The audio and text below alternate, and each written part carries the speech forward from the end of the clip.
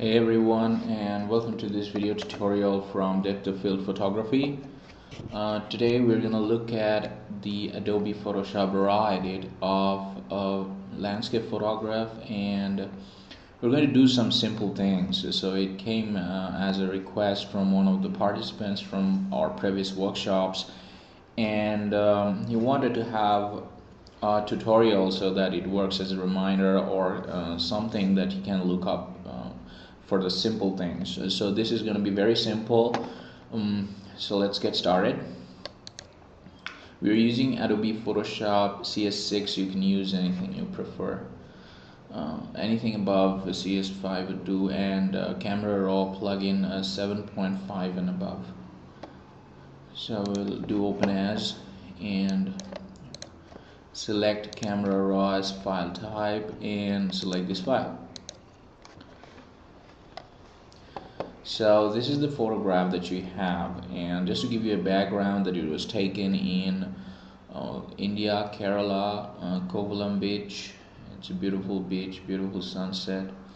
It's a vertical shot. We sometimes take vertical landscapes according to the scene, because there's a lot of drama going on in the sky. We wanted to have the sky as well as the stones in front to give you a nice foreground. So that's pretty much a bit about the composition. So first thing first, let's click on this Adobe RGB line and see if our settings are fine. Yes, it was taken with Adobe RGB and we're good at that. 8 bits is something we're going to go with. You can select 16-bit for even finer detailing, and we'd click OK. That's fine.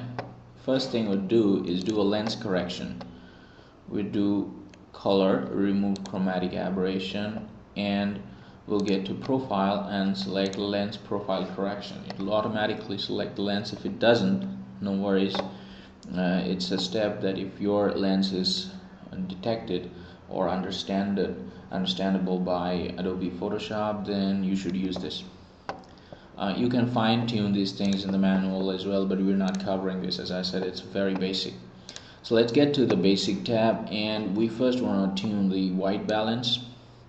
So it was a sunset shot, so we want it a bit more warm, the tint a bit towards purple.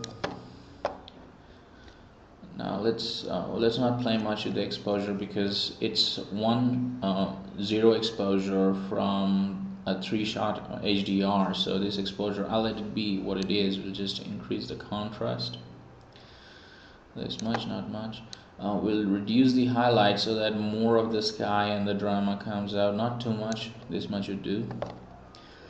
And we'll increase the shadow so that the stone and the textures come up from the foreground. See, this is what we want. We just adjusted the contrast a bit more. Now to set the whites, we press the Alt button and then slide this slider. We need to have just a bit of that red part, not a huge amount. That's kind of the setting you can go with. Nothing written on stone, but you know, this is something you can follow along and then work from that. Black point, again, press the Alt key and then check the slider. When you see these spots coming up on the screen, these purple yellow spots, don't get too much here. Just when they come up, you should stop. But then it's on you how you do it. If you want a bit more dark of the dark spots, you can do that. It gives more texture. We'll increase the clarity a bit so that it pops, and we'll increase the vibrance. We're not actually going to touch the saturation here, because that's going to change the photograph in an overall basis. We're going to go and select different colors and saturate those. Next, we're going to go to this saturation tab, and as we are sticking to the simple things, generally we'll go to hue, saturation, and luminance. We'll just stick to saturation and luminance. So the major colors here are orange. We're going to increase that. Blue, increase that. And that's pretty much. And then we'll go to luminance and we'll reduce the orange a bit and the blue a bit. That's all. We're not doing too much to it. Now we'll go to the detailing tab, and as you might have noticed that we brought out a lot of the shadow from this stone area, we have attracted a lot of noise. So just to emphasis on that, we zoomed in and see this much noise is there already. So what we can do to reduce the noise, hold this luminance slider and slide it towards right, and you'll see the noise vanish very fast. You don't want to go too fast, because when it goes that far you lose a lot of detail. You want to stick to some place around here, and then bring back this luminance contrast so that brings back the detail and some part of the sharpness. This luminance detail also you don't want it here, because that will smooth the image. You want it somewhere here between 50-52, depending on the image, of course. For this one, we're keeping it around here. And when we do this, as I said, we're losing a lot of the detail, because it's actually smoothing the image.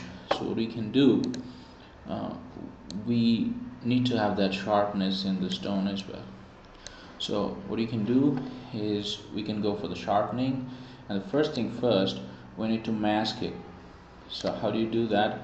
Hold down your Alt key in a keyboard and slide this mask key. As you slide it towards right, you'll see portions of the screen get white and portions black. The ones that are white are the ones that are going to be sharpened. So we want the edges of the stone sharpened, not the sky. So this is where we want it. If we do it this far, it's too thin, we don't want it. We'll keep it this much. And if you see, if we just get it down and then press it again, see, a lot of the sky is black, so we don't want the sky to be sharp, because if you have it, then you get a lot of noise in the sky. Next thing we want to do is we want to increase the radius, and if you see, the texture of the outline of the stone is coming up more, a halo is coming up. You don't want to go too high on that. It'll look surreal. It won't look much real. So you're going to stick to 1.7. I'm sticking to 1.7, 1.6 for this one. Now we'll increase the sharpness amount. That also, you don't want to go too far. We're going to go for about 58, 60 for this one, and detail also a bit. See, if you increase detail, you'll get a lot of grain in the image. If you reduce it, you lose those grains. It might not be so much visible in this video, but it is. So let's zoom in a bit more, and we can show you that way.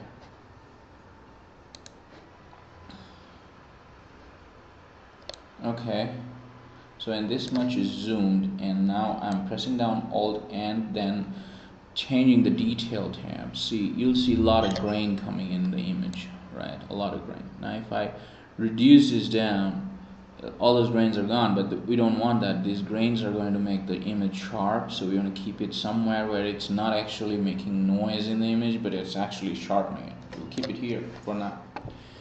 And then let's get back to the original size that we started with, and let's see how much we've done.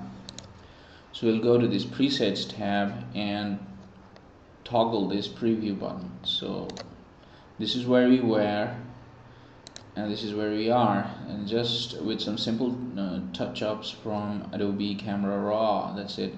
What we'll do next is we'll have another video where we'll work on this image inside Photoshop, but you can work with this only in Adobe Camera RAW. So for this video, this much. So until next time, take care of yourself. Bye.